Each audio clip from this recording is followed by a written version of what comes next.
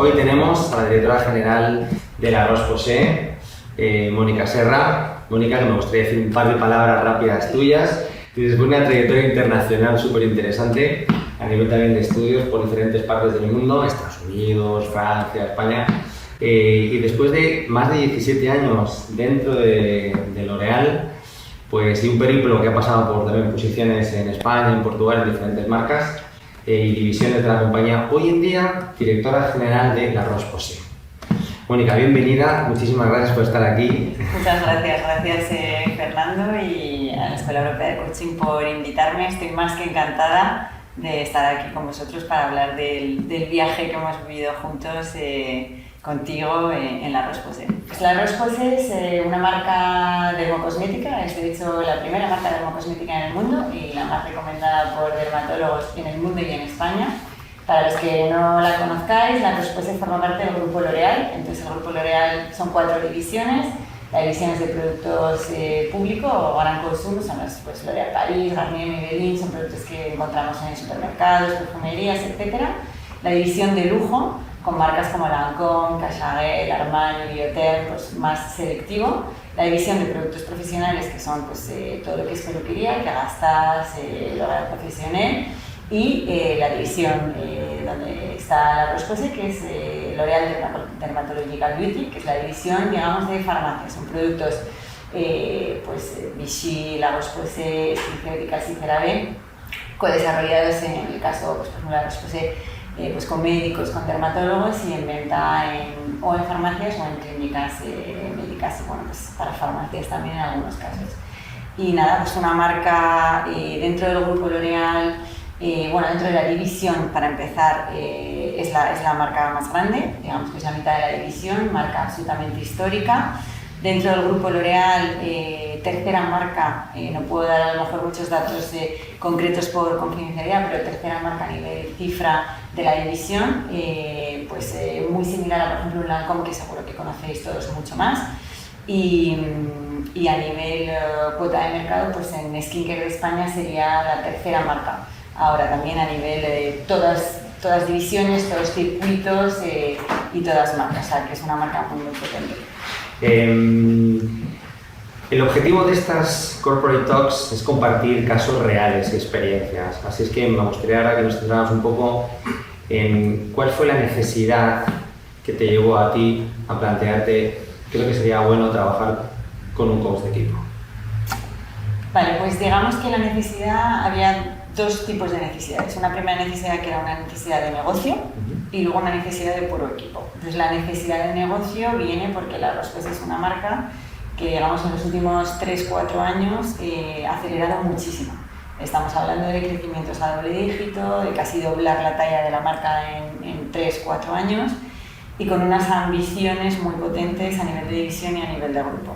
Entonces, ese es un poco el contexto de negocio y en ese contexto de negocio nos encontramos con un contexto de equipo, con un equipo de mucho talento, muy joven, pero que es un equipo que se tiene que enfrentar a estas ambiciones y a estos retos tan potentes que nos está poniendo el grupo, ¿no? Entonces ese reto, ¿no? Y esa ayuda que necesitábamos era precisamente para ver okay, cómo ayudamos al equipo a que realmente se convierta en un equipo de alto rendimiento capaz de hacer frente a todo lo que nos viene, ¿no? A ese crecimiento tan salvaje con estructuras que a veces no pueden acompañar ese ritmo de crecimiento y esa ambición, ¿no? Y esa presión que viene con la ambición que todos queremos pero que nos ponemos, cómo hacemos nosotros para llegar ahí, ¿no? Cómo acompañamos al equipo, cómo lo transformamos de alguna manera.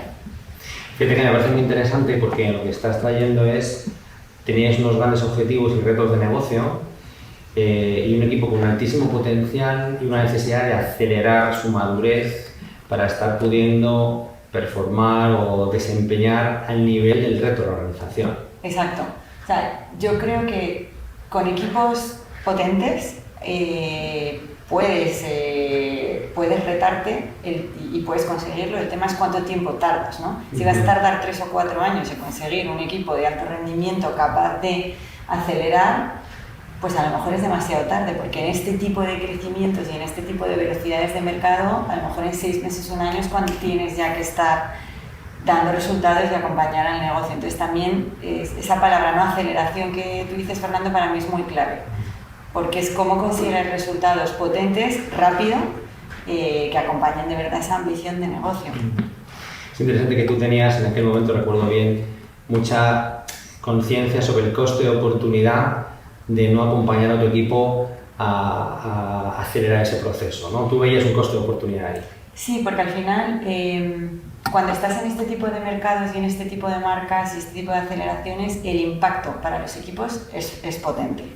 Es potente porque al final son marcas que se miran mucho dentro del grupo, hay mucha presión, como decía, las estructuras no crecen a la misma velocidad desgraciadamente, son los negocios que puede crecer a lo mejor la cifra de mercado o la cifra de negocio. Entonces eso tiene un impacto para las personas que están viviendo, hay mucho orgullo, pero hay mucho ritmo, hay mucha velocidad, hay mucha expectativa puesta ahí, y el equipo que tenía y que conociste, ¿no? y que tenemos ahora ya ha cambiado mucho, pero en su época era en mucha parte un equipo joven, con muchísimo talento, pero bueno, hay que entrenarse, ¿no? Para ser capaz de vivir ese tipo de situaciones y luego con mucho potencial a desarrollar, que era sobre todo el tema. Bueno, pues cuéntanos un poquito más en qué consistió, o sea, el trabajo que habéis hecho con nosotros. Tenemos algunas pinceladas. Pues más o menos yo creo que ya hemos hecho el año, ¿no? De trabajo, sí, hemos estado, pues eso, un añito... En septiembre del año 22. Exactamente. Y realmente el trabajo consistió en buscar espacios, digamos que en todos los espacios que teníamos de equipo, que estaban muy focalizados en negocio, estrategia, etcétera, buscar espacios para hablar de equipo y construir equipo. Y dentro de esos espacios o ceremonias, empezar un poco a identificar qué tipo de equipo queríamos ser y cómo lo íbamos a conseguir. Y cuando digo equipo, integra a todo el mundo, también a los managers. Por eso es muy importante que alguien desde fuera te guíe para hacer participar de ese ecosistema a todo el mundo y dirigirlo, ¿no? Hacia un objetivo común y una visión común. Entonces, yo creo que hicimos más o menos una sesión al mes, una cosa así, que eran muy personalizadas. La verdad es que lo íbamos adaptando en función de... pues al principio me acuerdo cuando hablé contigo, pues un poco dándote el contexto, etcétera, y enseguida ya observando un poco lo que yo te había contado y lo que tuviste de las primeras sesiones, enseguida íbamos perfilando, pues el equipo, después de sentar ciertas bases, la confianza, el equipo que queremos ser, la visión, pues íbamos haciendo debrief tú y yo. Pues el equipo yo lo he visto de esta manera, creo que esto lo ha integrado, y ahí tú respondías y personalizabas un poco la siguiente sesión para seguir construyendo. Pues entonces, como esto yo lo he visto, vamos a trabajar por aquí, o esto igual no lo han integrado del todo, vamos a trabajar por aquí. Y una cosa que a mí me encantó fue que al hacerlo tan personalizado y tan mes a mes y en función de lo que iba pasando, ibas integrando un poco también los contextos del equipo en general, de su vida. Pues hay gente que se fue, hay gente que entró, porque en un año pasan muchas cosas en un negocio, hubo momentos con mejores resultados, otros con peores, y todo eso lo íbamos metiendo, ¿no? en el viaje, y íbamos adaptando un poco en función de lo que pasaba. Para mí esto que traes creo que es importante, porque a veces cuando decimos cuál es el diseño de un programa de coaching de equipo, en nuestro caso, la artesanía del coaching de equipo en la práctica tiene que ver con escuchar muy bien cuál es la necesidad de conversación que está faltando en este momento en el equipo ahora. He de decirte que desde ahí la suerte era que tu visión, tu mirada, tu diagnóstico, tu análisis era una fuente de información muy fina, muy acertada a la realidad, que permitía diseñar espacios de conversación para que surgieran precisamente pues, eso que estaba faltando que pasara. Nosotros decimos que coaching básicamente es qué conversación falta y con quiénes. Entonces coaching de equipo también es abrir ese espacio. ¿Recuerdas algún aprendizaje concreto que el equipo se haya ido llevando o alguno de esos momentos de conversación especial que se hayan marcado? Hay varios porque, tuvimos un primer momento de realmente trabajar la confianza, el tipo de equipo que queríamos ser, las conversaciones pendientes, el feedback, que solo hemos tenido que trabajar mucho. Hay hay varias sesiones. Yo creo que una de las más potentes fue una de feedback que hicimos precisamente de conversaciones pendientes, que desbloqueó mucho también hacia el tipo de relaciones que queríamos tejer entre todos. Y otra que yo creo que marcó, si tuviera que elegir me quedaría con esta última incluso más, que marcó para mí un antes y un después, que fue una que hicimos fuera de Madrid, donde nos construimos juntos las reglas del equipo y hablamos del legado. Y para mí eso fue clave porque creo que es el momento en el que como equipo entendimos que el equipo es más fuerte que la persona y que estábamos ahí para construir algo más arriba y que a lo mejor pues el día de mañana alguien del equipo evoluciona, entra gente nueva y eso está ahí, eso es más fuerte y eso es lo que estamos construyendo. Y creo que ese día hubo un clic en el equipo porque además todo el mundo entendió que todos éramos corresponsables de construir ese legado y ese, ¿no? es algo un poco más arriba, ¿no? ese equipo. Y corresponsabilizar y responsabilizar al equipo hizo que luego, en el futuro, fueran capaces de autogestionarse mucho mejor. Vale, fíjate, yo te diría que codificando lo que estás diciendo, creo que esto es muy importante en coaching de equipo, pero hay paradigmas cuando trabajamos en equipo que hay que desaprender para poder funcionar bien, ¿no? Tenemos paradigmas como de filias y fobias en nuestra vida personal, los que me caen bien, los que me caen mal, que nos funcionan muy bien en nuestra vida social. Yo no paso tiempo con alguien que no me aporta mucho valor. Sin embargo, en el contexto organizacional tenemos que aprender a trabajar muy bien con los que no nos caen tan bien. Esto es otro paradigma, de nos vincularnos para el resultado. Pero hay otro paradigma, que es el que te escucho a ti, identifico, que tiene que ver mucho con apagar los egos. Claro, muchas veces llegas a un comité de dirección, hemos dicho que en su caso trabajo era con el comité de dirección, o el Malcolm de la Rosposé. Muchas veces llegas a estas posiciones porque te ha ido muy bien personalmente, has podido hacer carrera profesional. Pero hay un momento en el cual puedes descubrir que el ser parte de un equipo ganador te hace a ti mejor. Pero el equipo no es solamente la suma de grandes egos o de grandes trayectorias. Y es el momento en el cual aparecen otros espacios de vulnerabilidad, de humildad, de colaboración, de ponerte al servicio del todo, ¿no? Y quizá es un poco lo que sucedió, ¿no? Cuando comentas la sesión de legado, de visión compartida, era realmente mover el compromiso por construir algo que traccione de todos para ser mejores, ¿no? Sí. ¿Qué impacto ha tenido todo esto? A ver, ahora mirado como la perspectiva de un año, ¿qué dirías que ha cambiado? Pues ha cambiado mucho. Lo primero, el bienestar del equipo, ¿no? La felicidad de todos los que trabajamos. Tienes mucho orgullo de pertenencia, tienes mucho más cuidado los unos con los otros, tienes una visión compartida, ese legado del que hablábamos, y luego la capacidad de autogestionarse. Al principio pues tú pues, has ido acompañando este proceso, ¿no? Pero creo que con todo lo que se ha crecido y con todo lo que se ha aprendido, el equipo ya ha llegado a un punto de madurez en el que cuando hay una conversación pendiente, es igual de responsable el que lo sabe y no lo hace que el otro. Por lo tanto, yo lo gestiono solo o sola y yo voy a dar ese paso. O tenemos unas reglas que hemos firmado, que hemos trabajado juntos. Si hay alguien, incluso un manager, que se está desviando, de una manera, pues siempre como nos hemos decidido tratar como equipo, ¿no? Que siempre pues intentando de una manera objetiva, pero con las mejores formas posibles, decir, hey, fulanito, esto lo hemos hablado, esto no es el equipo que queremos ser, creo que nos estamos desviando, te propongo que volvamos a esto o lo hagamos de esta manera, y esos son comportamientos que estamos consiguiendo.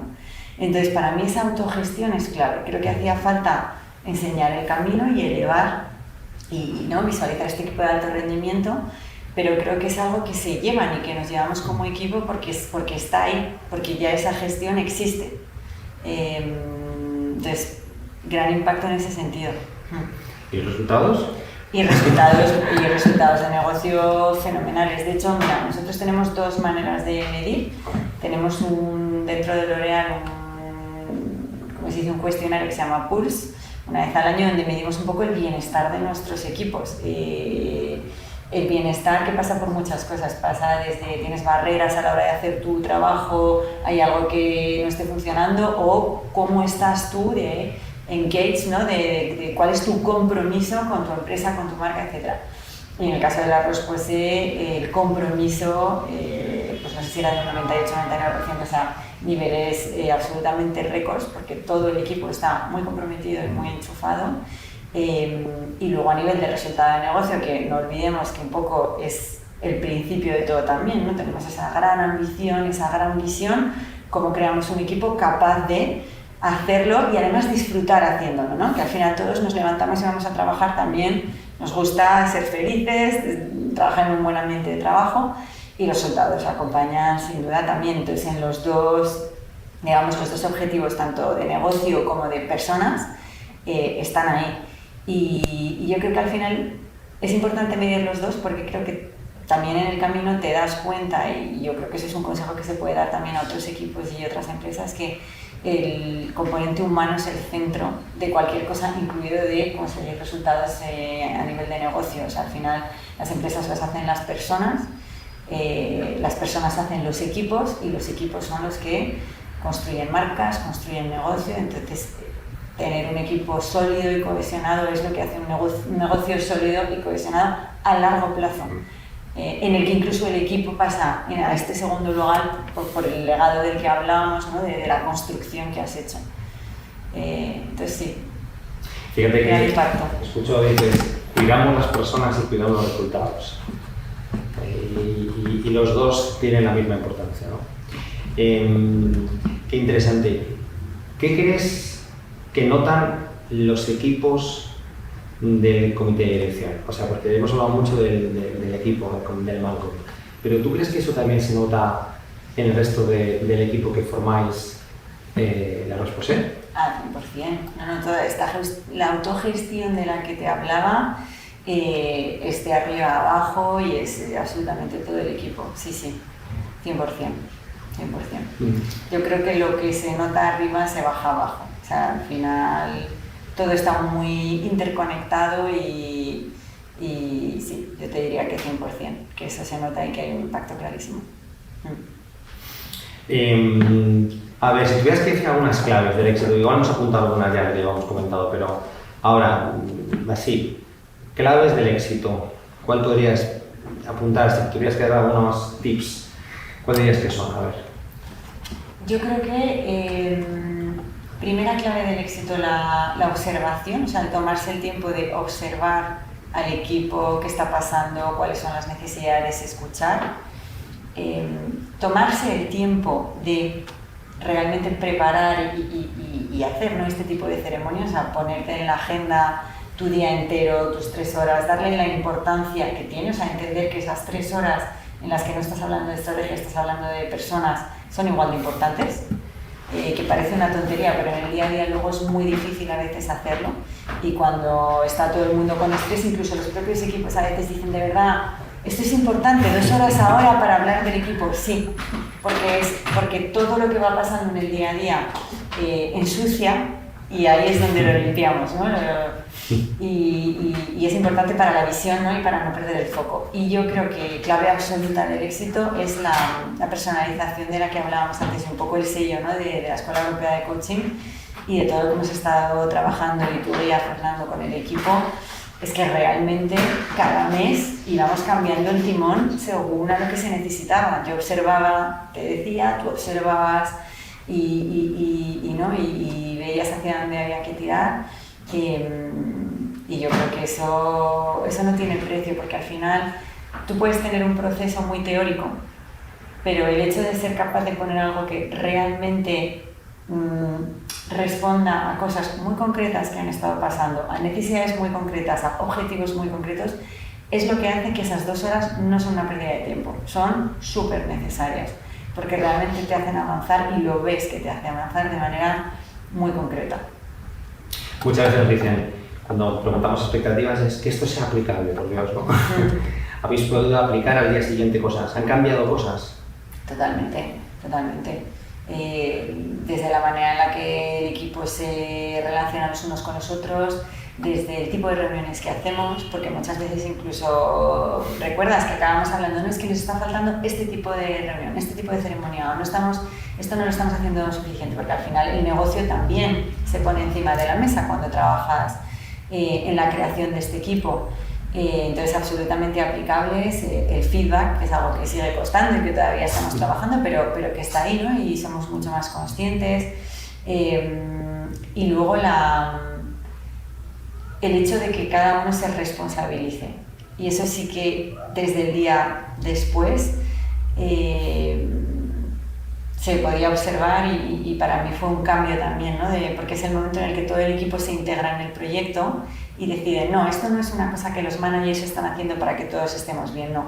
Esto es un reto que como equipo nos vamos a poner, este es el equipo que queremos ser para conseguir estos enormes resultados y todos, a todo nuestro nivel distinto, métier distinta, vamos a trabajar para que fluya, para que esto se construya, para que esto se consiga. Y eso es desde muy al principio.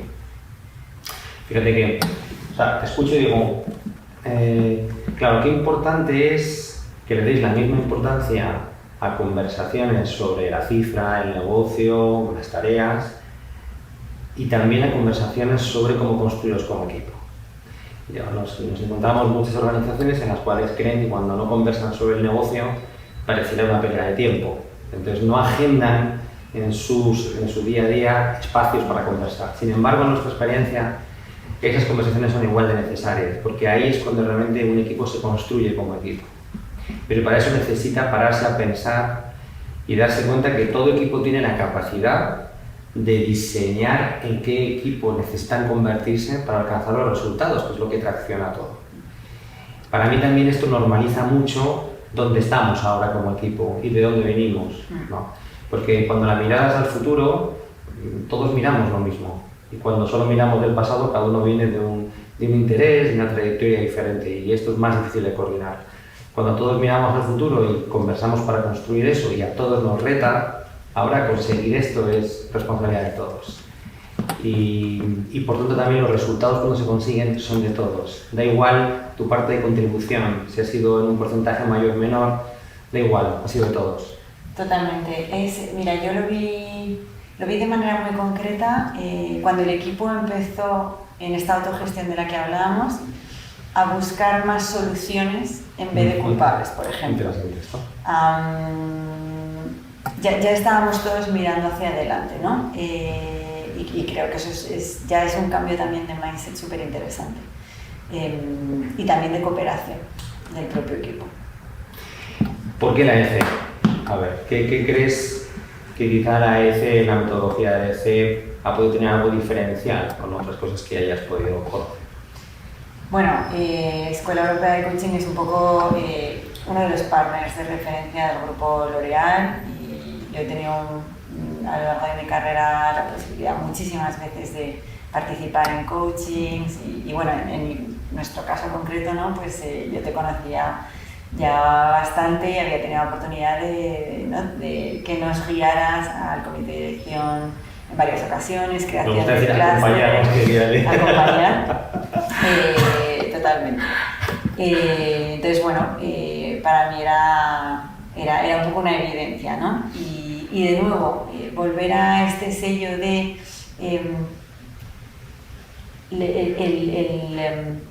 el artesanal, ¿no? Lo hago a medida, lo co-construyo contigo, te escucho, lo pensamos y vamos viendo, ¿no? Cada sesión vamos cambiando, ¿no? Esa flexibilidad y esa personalización creo que son claves, sobre todo en este equipo, o sea, en este tipo de equipos, de negocios, de bueno, mucha velocidad, mucho estrés, mucha ambición, muchas cosas y realmente para mí eso es lo que marca la diferencia para que luego de verdad se vean los resultados y que sea aplicable y que tenga sentido. Pues nosotros decimos que el coaching de equipo es artesanía, tal cual tú lo acabas de decir, y nos consideramos artesanos del coaching y del coaching de equipo. Y tiene que ver exactamente con que las soluciones son siempre a la medida, como decíamos al principio, ¿no? De cuál es la conversación que este equipo necesita en este momento, que puede estar flotando, para que pase lo que tenga que pasar. Te voy a hacer una última pregunta. Si tú tuvieras que darle algún consejo a un líder, a una líder de equipo, ¿qué le dirías? ¿Coaching de equipo para qué? ¿Cuándo? En fin, desde tu experiencia. Pues desde mi experiencia, yo creo que muchas veces pensamos en el coaching cuando hay un problema. Y eso está muy bien, pero yo creo que lo podemos utilizar un poco como en el caso nuestro, ¿no? También para cuando las cosas están bien, pero podrían estar muchísimo mejor. O sea, cuando realmente quieres crear algo que se salga de la norma o tienes un sueño, una ambición, ¿no? Te puede ayudar mucho. Te puede mejorar mucho, te puede... Pues la cohesión del equipo, la pasión, las ganas, la manera de interactuar. Entonces, creo que el consejo sería no esperar a lo mejor a que las situaciones estén realmente muy mal, o que obviamente si están, get the coaching, ¿no? Pero también hay otra visión que puede ser la de cómo utilizo el coaching para realmente elevar al equipo de alguna manera. Que creo que puede ser interesante también. Coincido tanto con lo que estás diciendo.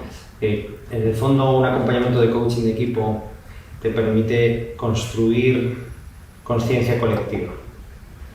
Y esto es una base de la motivación humana, sentirnos parte de algo más allá con el que podemos identificar y arriesgarnos en un contexto de seguridad a construir cosas que nos retan a todos, pero con la tranquilidad de que estoy en un ambiente confiable, ¿no? Porque es difícil ir a por grandes retos si no siento que estoy en un contexto confiable. Entonces, esa conciencia colectiva lo que moviliza es primero la seguridad psicológica, de no desperdiciar nada de energía en defenderme de nadie, sino poner todo el foco en cohesionarnos para construir cosas, para movilizar el compromiso compartido, los compromisos de todos, y cuando alguien afloja en el compromiso individual es el equipo el que tira de ahí, ¿no? Desde esa conciencia colectiva se moviliza una emoción también colectiva, que tú hablabas de la ambición, desde el potencial, ¿no? Y desde ahí el equipo está listo para retarse a hacer cosas diferentes o hacer lo que tenga que hacer para conseguir los resultados. Esto es coaching de equipo. Total, es súper interesante lo que dices sobre el foco, porque antes que estábamos hablando también de qué ha cambiado, y es que es verdad, o sea, al final el que el equipo se focalice en las cosas importantes y no se pierda el tiempo cuando hablábamos de lo de la solución en vez de la culpa, pero como eso hay otras cosas. Al final hay muchas cosas que en el día a día pueden hacer que perdamos el foco, y esta cohesión de equipo, estas ceremonias, hacen que realmente lo principal sea el foco, tanto a nivel business como a nivel gestión de equipo, a nivel personas. En qué queremos perder el tiempo y en qué no, qué es importante y qué no, también dentro del equipo y en la manera en la que nos relacionamos. Y eso es verdad que es algo que sí que es fundamental y que es algo que sí se vio de manera muy clara y se ve de manera muy clara, claro, el antes y el después. Claro, el equipo toma conciencia de como equipo qué es lo que nos da energía, qué es lo que nos la resta. Y a partir de ahí, cualquier minucia humana, natural, si le resta energía y entusiasmo al equipo, el propio equipo dice, volvamos a lo que nos carga. Eso es. Sí. Súper. Y tal vez el dedicar el tiempo, que un poco lo hemos hablado antes, pero creo que es necesario dedicar el tiempo a este tipo de cosas, ¿no? A cuidar al equipo, a construir equipo, a poner en un registro tan importante pues, el negocio como el equipo al final, pero no solo de palabras. O sea, esto implica ponérselo en la agenda, organizarlo, tomártelo en serio, que el equipo se lo tome en serio, pero yo creo que eso es lo que luego hace la diferencia y de todas maneras se ve también luego en los resultados. Muchísimas gracias por esta charla. Para mí es estoy encantadísima de estar aquí con vosotros y hasta muy pronto. Enhorabuena a ti y a todo tu equipo.